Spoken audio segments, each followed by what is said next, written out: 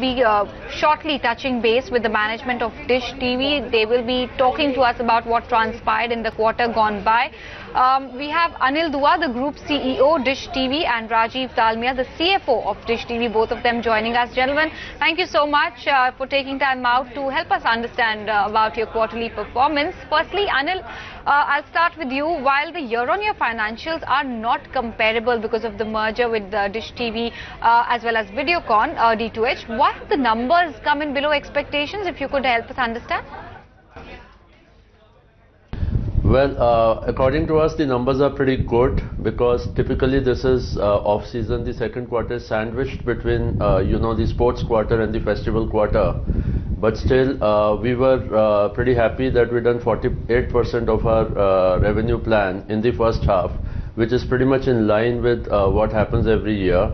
Also, the EBITDA margin has moved up from 33.6% to 33.9%. So if you look at the guidance that we had given at the beginning of the year, which was for 7-8% revenue growth and 35% EBITDA margin, we are pretty much in line with those numbers that we had shared. Tell us how much has Free Dish contributed towards the subscriber addition, and what's your outlook from the current levels as far as the subscriber addition is concerned now that you have merged with Videocon D2H?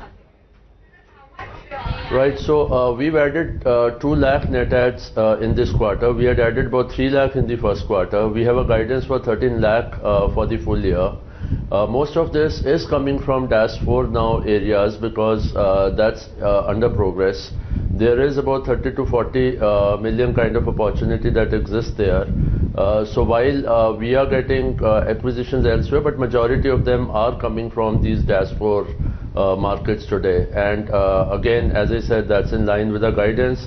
The festival quarter typically sees 40% of the net adds, so we should be in line with doing our 13 lakh net adds plan for this year. All right, Rajiv, coming to you now, have cost savings helped deliver a steady set of margins this time around? How do you see overall the margins trajectory shape up? Yeah, margin for the quarter was around 33.9% and we have guided for 35%. Margin is generally high in the second half of the year, so we hope to achieve around 35% for the full year as far as the EBITDA margin is concerned. And Anil, with Reliance Jio's Giga Fiber services adding direct-to-home TV services, industry could be disrupted, right? How do you plan on to hold on to your market share in such a competitive environment? So you see, there's a huge difference between the satellite model and the wire to the home or fiber to the home model.